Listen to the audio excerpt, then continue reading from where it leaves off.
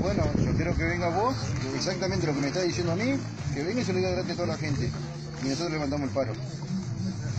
Pero te doy 20 minutos. Si no venís en 20 minutos, yo a la noche me descarga. Paro todo el puerto.